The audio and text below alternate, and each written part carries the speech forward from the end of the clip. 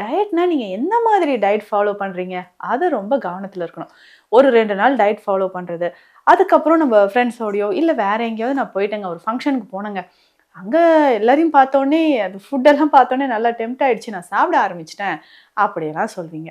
அந்த மாரி ஒரு நாள் தானே அப்படின்னு நீங்க சாப்பிட்டீங்கன்னா, அதுவே என்னன்னா கொஞ்சம் கொஞ்சமாக நமக்கு சுகர் லெவல பிளட்ல இன்கிரீஸ் பண்ண ஆரம்பிச்சுரும். இந்த சுகர் இருந்துச்சுன்னா, ஒரு 40 வயதுக்கு மேல உங்களுக்கு வரக்கூடிய தொந்தரவுகள் நெறைய பேர் இதெல்லாம் ஃபேஸ் பண்ணுவீங்க. இருந்தாலும் அத ஒத்துக்கவே மாட்றீங்க. என்னன்னா, இது சுகர்னால இல்லைங்க. அது ஒரு நாள் சாப்பிட்டா எப்படி அப்படியே சுகர் ஏறிடுமா? அப்படின்லாம் யோசிச்சுட்டு இருந்தீங்கன்னா, தொடர்ந்து 5 வருஷமா உங்களுக்கு சுகர் இருக்குன்னு வச்சுக்கோங்களேன். அதுக்கப்புறம் நம்ம உடல்ல ஒவ்வொரு ஆர்கனா டேமேஜ் ஆக ஆரம்பிச்சுரும். முதல்ல பார்த்தீங்கன்னா, நரம்புகள் தான் பாதிக்கப்படுது. முக்கியமா கால் நரம்புகள். ஸோ எவ்ளோ பேருக்கு கால்ல இந்த டயபெட்டிக் அல்சரோட நம்ம கிட்ட ட்ரீட்மெண்ட்க்கு வரீங்க.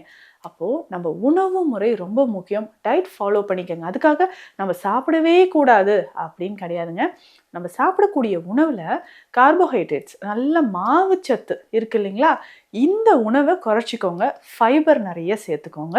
Fruits and vegetables. ஸோ எவ்வளோ அளவுக்கு நீங்க காய்கறிகள சேர்த்து சாப்பிடுறீங்களோ, அந்த அளவுக்கு உங்களுக்கு ஈஸியா உங்க பிளட் சுகர் லெவல் நல்லாவே குறைய ஆரம்பிக்கும்.